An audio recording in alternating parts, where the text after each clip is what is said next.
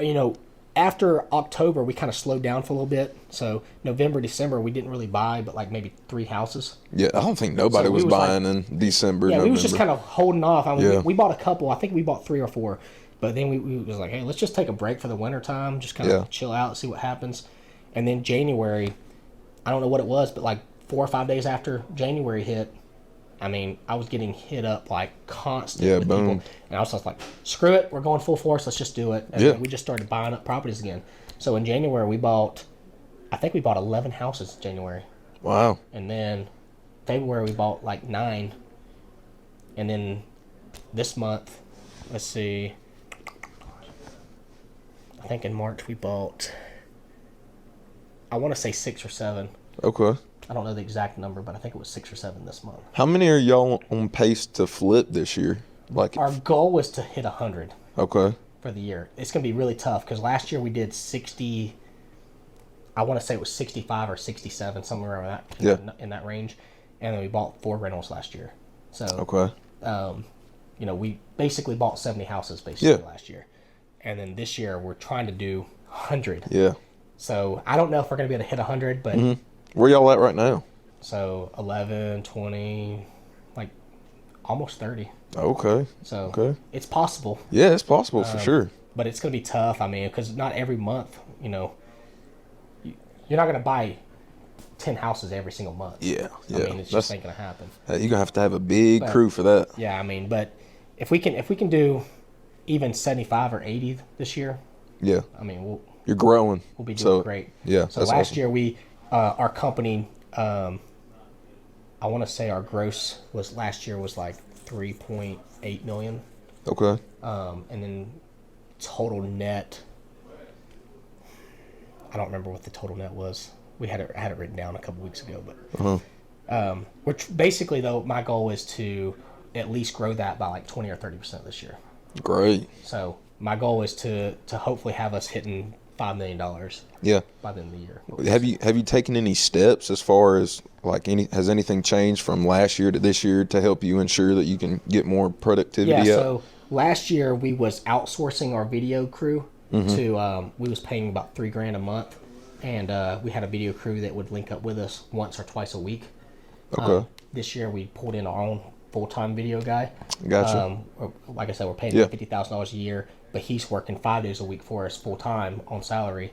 And in addition to that, we've also added 2 new employees to our network. And also since last year, so last February I started a company called Chaotic Fund Recovery.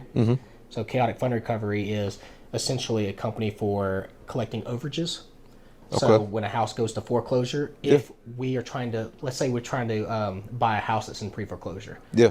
but for whatever reason the seller would not work with us, or they wait till it's too late, we can't buy it, and it goes to auction and ends up selling to some hedge fund for $100,000 more than they owed on the house. Right. All right. Chaotic Fund Recovery in that sense will be able to basically reach out to them, say, hey, your house sold for $100,000 more than what you owed. We can collect that $100,000 for you for a small fee. So that's Okay. another thing that we're doing, is adding that in addition to buying houses. We're able to help people who lost their houses if there's any money owed to them. I get you. So just trying to add more resources available to us as well. Right. Well, do you find that may be a problem because like if they got foreclosed on, you know, they're having money problems, obviously. So do you think it may be an issue as far as them being able to pay the percentage back to you? No, because You don't think so? we don't charge anybody anything unless we recover the money.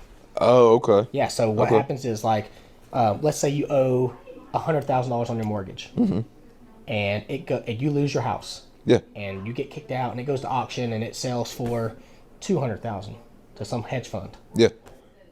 You have $100,000 that you don't even know about. Okay. We reach out to you and go, hey man, your house sold at auction for $200,000. You only owed $100,000 on it. There's a lot of money owed to you. Now, after there's a lot of liens, there's a lot of fees and stuff that the court charges and lawyers and all that stuff. So that stuff obviously is going to come off there. So you're not going to get $100,000. Exactly. And then, you know, our fees, because we have to hire lawyers to help fight it and get it. Yeah. So typically we charge 20 to 25% of whatever we get you. So Okay. let's say there's $100,000 in funds. You take off maybe another 10 or 15% for all these other fees. So maybe there's Okay, so you're $90,000 taking it left. out of how much they get Yeah. back. Okay, I thought you were adding it on Nope. top. So Okay. let's say you have $90,000 now, and then you take out our 25%. Now it's at like 65,000. You Okay. get a check Yeah. for 65,000 in 3 months when we're done, Wow, yeah. That's awesome. and you didn't know you was going to get Right, that, you did, yeah. you know. And if I was to buy your house, most likely I'm not giving you $65,000. Exactly. You know, so it actually works out in people's favor a lot of times. Yeah. You Yeah. know? Now, where it don't help anybody is if you bought your house 3 months ago, Yeah. or 6 months ago, or a year ago, and Yeah. there's no equity there, and then Yep. you lose your house. Right, then You know, there's obviously you're not going to make anything. exactly. Probably. Yeah. So in those situations, it's best to try to sell your house subject to, Yeah. or sell on the market and just get out from under it.